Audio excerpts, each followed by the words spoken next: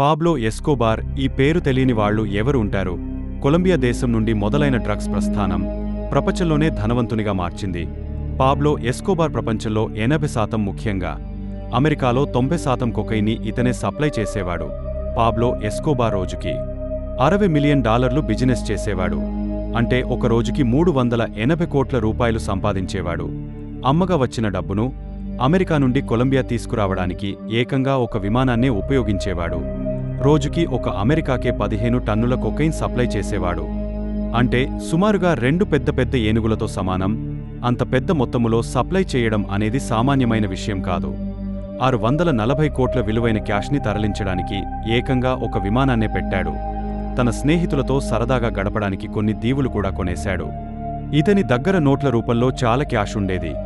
ఎంత అంటే అతని దగ్గరున్న నోట్ల కట్లకి వేయడానికి కావాల్సిన రబ్బర్ బ్యాండ్ కోసమే నెలకి $1,60,000 ఖర్చు చేసేవాడు. కొకైన్ని అమెరికాకు తరలించడానికి కొన్ని వందల సొంత విమానాలు, హెలికాప్టర్లు, అంతేకాకుండా 2 సబ్మరైన్లు కూడా వాడేవాడు. ఎక్కువగా కొకైన్ని విమానాల టైర్లలో నింపి పంపేవాడు. ఆ విమానాలు నడిపే పైలట్లకి ఎంత జీతం ఇచ్చేవాడో తెలుసా?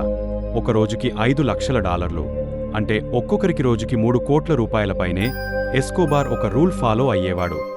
ఒకటి ఇచ్చే లంచం తీసుకోవాలి లేదా చనిపోవాలి. అలా తన మాట వినలేదు అని 200 మందికి పైగా జడ్జులను, 1000 మందికి పైగా పోలీసులు, విలేకరులను చంపించాడు.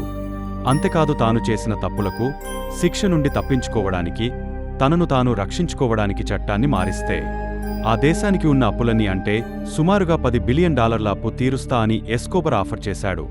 కాని దానికి ఆ దేశం ఒప్పుకోలేదు. 20 కిలోమీటర్ల పొడవు, 20 కిలోమీటర్ల వెడల్పు ఉన్న ఒక పెద్ద స్థలాన్ని కొని దానిలో ఒక అద్భుతమైన ఇల్లు కట్టాడు. దీనిలో ఒక జూ కూడా ఉండేది. ఆ జూలో ప్రపంచంలో ఎక్కడెక్కడి నుండో కొన్న ఒక 1000కి పైగా రకరకాల జంతువులు ఉండేవి. ఇదొక్కటే కాదు, ఇతనికి 800కు పైగా ఇళ్లు ఉండేవి. ఒకసారి అతని కూతురు రెక్కల గుర్రం అడిగింది అని ఒక గుర్రాన్ని కొని దానికి ముందు ఒక కొమ్మును, వెనక రెక్కలను పెట్టించాడు. కాని ఆ గుర్రం ఇన్ఫెక్షన్ సోకి చనిపోయింది. ఇతనికి ఉండే డబ్బులో ప్రతి సంవత్సరం 10% వరకు, అంటే ప్రతి సంవత్సరం $2.2 బిలియన్ నోట్లను కేవలం ఎలకలు తిని పాడు చేసేవి. అంటే మన రూపాయల్లో 14,000 కోట్లు. కానీ దీని గురించి ఎస్కోబార్ పెద్దగా పట్టించుకునేవాడు కాదు. ఇంత చేసినా అతను తన దగ్గర ఉన్న డబ్బుతో ఎంతోమంది పేదవాళ్లకు ఆకలి తీర్చడం, హాస్పిటల్స్ కల్పించడం వంటి కొన్ని మంచి పనులు కూడా చేశాడు. 1993 సంవత్సరంలో కొలంబియన్ సీక్రెట్ పోలీసులు ఎస్కోబార్ని కాల్చి చంపేశారు. ఒకసారి ఈయన కూతురు చలికి వణుకుతుందని ఆ చలి పోగొట్టడానికి వేడి కోసం $2 మిలియన్ నిప్పంటించాడు. అంటే సుమారుగా 12 కోట్ల రూపాయలు.